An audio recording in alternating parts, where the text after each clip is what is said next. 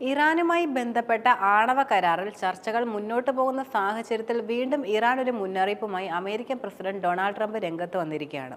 ആണവായുധങ്ങൾക്കായുള്ള നീക്കം അവസാനിപ്പിക്കണം, ഇല്ലെങ്കിൽ ഇറാന്റെ ആണവ കേന്ദ്രങ്ങൾക്കെതിരായ സൈനിക നടപടികളിൽ നിന്ന് അമേരിക്ക പിന്മാറില്ലെന്ന് ട്രംപ് വ്യക്തമാക്കി.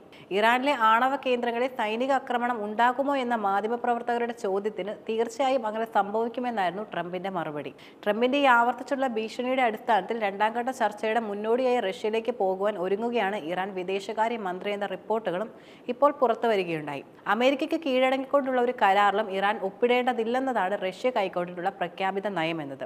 ഈ സാഹചര്യത്തിന്റെ അടിസ്ഥാനത്തിൽ ഇറാൻ വിദേശകാര്യ മന്ത്രിയുടെ റഷ്യ സന്ദർശനത്തെ ഗൗരവമായാണ് ലോകരാജ്യങ്ങളെല്ലാം തന്നെ വീക്ഷിക്കുന്നത്. യുക്രൈൻ റഷ്യ സംഘർഷം പരിഹരിക്കാൻ റഷ്യൻ പ്രസിഡന്റ് പുടിനുമായി ഫോൺ സംഭാഷണത്തിന് മുൻകൂട്ടി സമയം തയ്യാറാക്കിയിട്ടും അമേരിക്കൻ പ്രസിഡന്റിനെ 1 മണിക്കൂറോളം കാത്തു നിർത്തിയ ശേഷമായിരുന്നു പുടിൻ ഫോൺ സംഭാഷണത്തിന് വന്നിരുന്നത്. ആ ചർച്ചയിൽ റഷ്യയുടെ താൽപര്യം വിട്ടൊരു വിട്ടുവീഴ്ചയ്ക്ക് പുടിൻ തയ്യാറല്ലെന്ന കാര്യവും വ്യക്തമാക്കിയിരുന്നു. ഇറാന്റെ സൈനിക കേന്ദ്രങ്ങൾ ആക്രമിക്കാൻ എത്തിയ ഇസ്രായേലിന് ഇറാൻ വ്യോമമേഖലയിൽ കയറാൻ കഴിയാത്ത തരത്തിലുള്ള പ്രതിരോധമാണ് ഈ റഷ്യൻ വ്യോമ പ്രതിരോധ സംവിധാനം പ്രധാനമായിട്ടും തീർക്കുന്നത്. S-300 പുറമെ S-400 നിരവധി യൂണിറ്റുകളും ഇറാൻ റഷ്യ നൽകിയിട്ടുണ്ട് എന്ന സംശയവും അമേരിക്കയ്ക്കും ഇസ്രായേലിനും ഉണ്ട്. ഇവ കൂടാതെ ലോകത്തിലെ മറ്റൊരു രാജ്യത്തിന്റെ കൈവശമില്ലാത്ത ചില ആധുനിക ആയുധങ്ങളും ഇറാന്റെ ആവനാഴിയിൽ ഉൾപ്പെടുന്നുണ്ട്.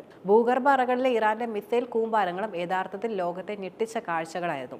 ഇതിൽ നിന്നെല്ലാം വ്യക്തമാകുന്നത് ഇറാനെ ആക്രമിച്ചാൽ നേരിടേണ്ടി വരുന്നത് വൻ ദുരന്തമായിരിക്കുമെന്ന ഒരു മുന്നറിയിപ്പ് കൂടിയാണ്. ഉത്തര കൊറിയയുമായി സൈനിക കരാറിൽ റഷ്യ ഒപ്പുവെച്ചിട്ടുണ്ട്. അതുപോലെ ഇറാനുമായി ഒരു കരാറിൽ ഒപ്പുവെച്ചു. അതിനാൽ ഇറാനെ ആക്രമിച്ചാൽ മൂന്നാം ലോക മഹായുദ്ധം ഉണ്ടാകുമെന്ന് റഷ്യൻ പ്രസിഡന്റ് പുടിൻ തന്നെ അമേരിക്കയ്ക്ക് മുന്നറിയിപ്പ് നൽകി കഴിഞ്ഞു. ഇറാന്റെ ആഭ്യന്തര കാര്യത്തിൽ ഇടപെടാൻ അമേരിക്ക ആരാണെന്ന ചോദ്യമാണ് റഷ്യ പ്രധാനമായിട്ടും ഉയർത്തുന്നത്. അമേരിക്ക കുറെ ശ്രമങ്ങൾ നടത്തിയിട്ടും ഇതുവരെ ഹൂതികളെ നശിപ്പിക്കാൻ കഴിഞ്ഞിട്ടില്ല. അമേരിക്കൻ പടക്കപ്പലുകൾ ഉൾപ്പെടെ ഹൂതികളുടെ ആക്രമണത്തിൽ നിന്നും കഷ്ടിച്ചാണ് രക്ഷപ്പെട്ടുകൊണ്ടിരിക്കുന്നത്.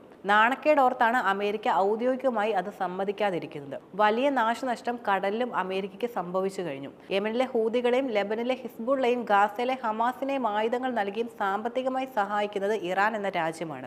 ഇത് തന്നെയാണ് അമേരിക്കയുടെ പ്രകോപനത്തിന് പിന്നിൽ നിലനിൽക്കുന്ന പ്രധാന കാരണവും. ആണവശക്തിയാകുന്നതിന്റെ അരികിലാണ് ഇറാൻ ഇപ്പോൾ നിലനിൽക്കുന്നത്.